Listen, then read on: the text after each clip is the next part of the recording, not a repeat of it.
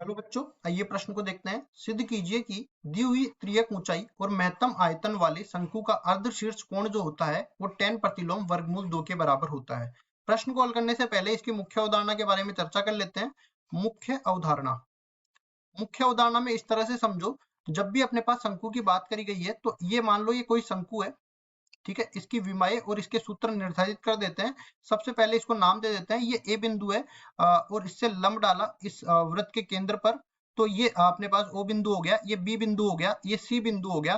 तो ये जो ओ बी होगा वो इसकी शंकु की त्रिज्या आर कहलाएगा और जो एओ होगा वो शंकु की ऊर्ध्वाधर ऊंचाई एच कहलाएगी। इसी तरह ये जो तिर्यक ऊंचाई ए बी है इसको एल से निरूपित किया जाता है, तो एल बराबर हो जाएगा H square plus R square का वर्गमूल के बराबर। इसी तरह शंकु का जो आयतन होगा उसको v से प्रदर्शित कर देते हैं, ये बराबर किसके होगा 1/3 गुणा में पाई आर स्क्वायर एच के बराबर ये होगा।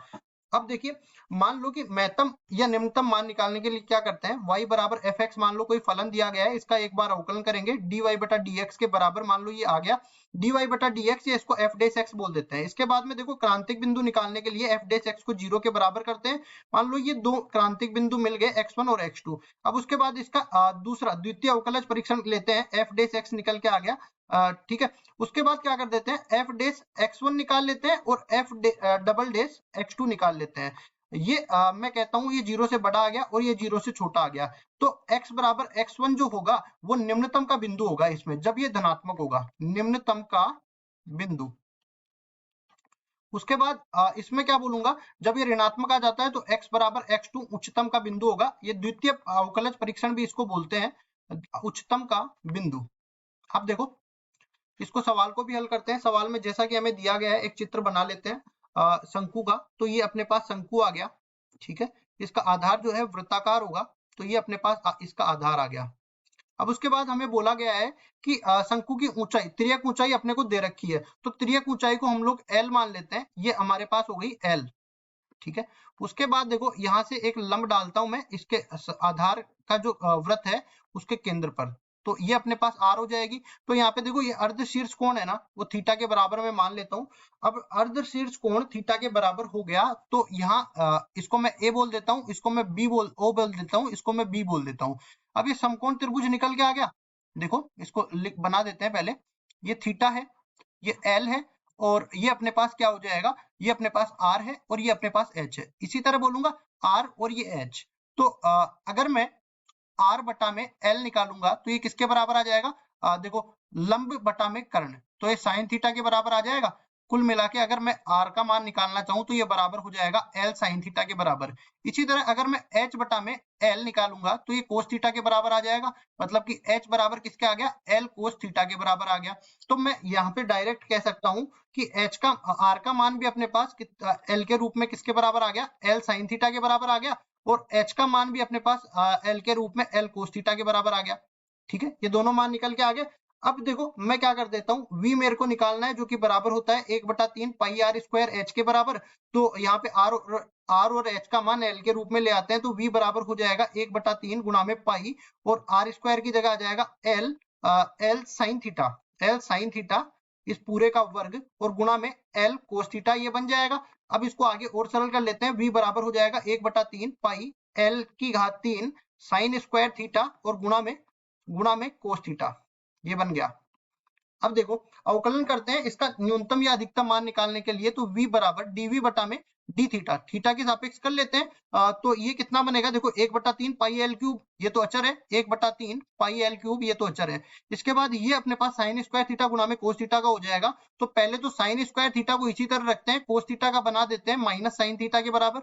उसके बाद देखो क्या कर देते हैं, कोस थीटा को इसी तरह रखते हैं और साइन स्क्वायर थीटा कर देते हैं, तो ये बन जाएगा 2 गुणा में साइन थीटा और गुणा में कोस थीटा के बराबर, ये बन गया। अब इसके बाद इसको और सरल कर लेते हैं, तो dv बटा में डी थीटा किसके बराबर निकल के आएगा, 1/3 गुणा में पाई एल की घात 3 के बराबर, और ये बन जाएगा माइनस में साइन क्यूब थीटा, और यहाँ पे कितना बनेगा प्लस में 2 साइन थीटा और गुणा में कोस स्क्वायर थीटा, ये बन जाएगा।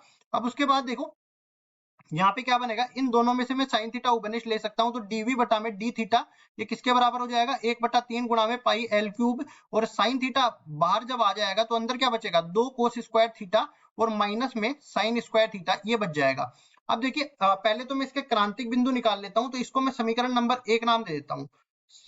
अब इसके बाद देखो dv बटा डी थीटा का मान मेरे को 0 के बराबर करना है, तो यहाँ से ये पूरा 1/3 गुणा में पाई एल क्यूब गुणा में साइन थीटा और गुणा में 2 कोस स्क्वायर थीटा माइनस में साइन स्क्वायर थीटा का मान 0 के बराबर हो जाएगा। तो ये देखो ये तो अचर है, पूरा भाग लग जाएगा इसमें, तो साइन थीटा का मान एक तो 0 के बराबर होगा और एक अपने पास 2 कोस स्क्वायर थीटा माइनस में साइन स्क्वायर थीटा जो है ये 0 के बराबर होगा। तो यहाँ मैं देखूंगा अगर ये 0 के बराबर है तो थीटा का मान 0 डिग्री आ जाएगा, जो कि संभव नहीं है। अगर थीटा का मान 0 डिग्री आ जाएगा तो ये आर का मान 0 के बराबर हो जाएगा। उसके बाद देखो यहाँ पे मैं देखूंगा तो ये पूरा मिला के अपने पास टेन स्क्वायर थीटा, इसको आगे सरल करेंगे तो टेन स्क्वायर थीटा 2 के बराबर आ जाएगा और टेन थीटा का मान किसके बराबर आ जाएगा, वर्गमूल 2 के बराबर आ जाएगा।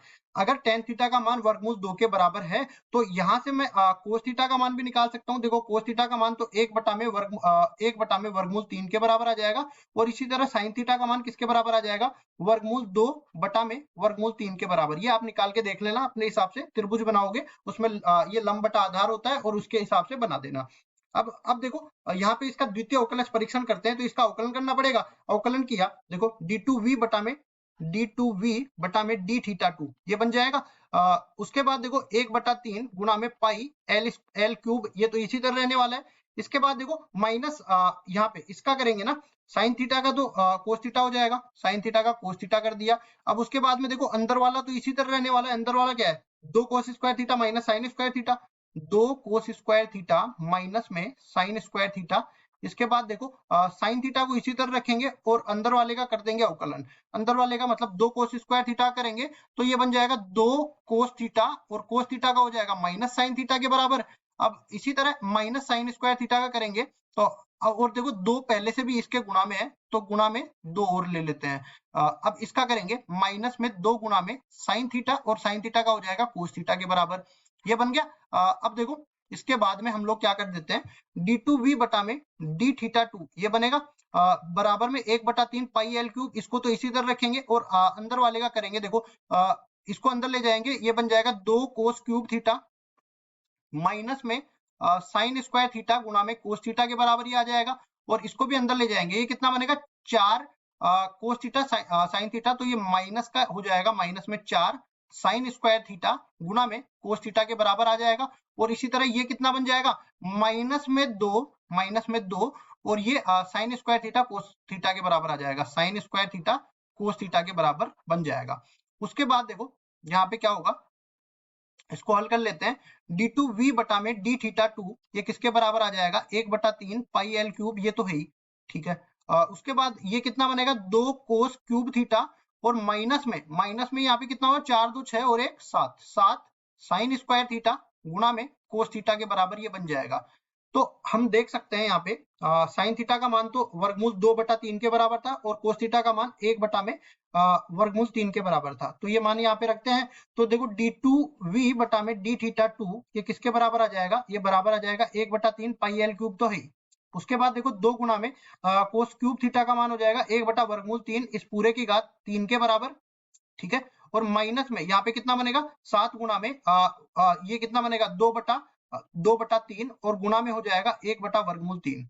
इसके बाद देखो ये 3 वर्गमूल 3 तो नीचे रह जाएगा, 3 वर्गमूल 3 को नीचे रख दिया, ऊपर तो अपने पास 2 आ जाएगा, माइनस में 14 आ जाएगा और गुणा में 1/3 गुणा में पाई एल क्यूब आ जाएगा, बराबर में है d2v बटा में d थीटा 2 के बराबर। अब उसके बाद देखिए यहाँ पे माइनस में 12 आ गया, मतलब कुल मिला के ये ऋणात्मक आ गया। अगर ये ऋणात्मक आ गया तो मैं कह सकता हूँ द्वितीय अवकलज परीक्षण से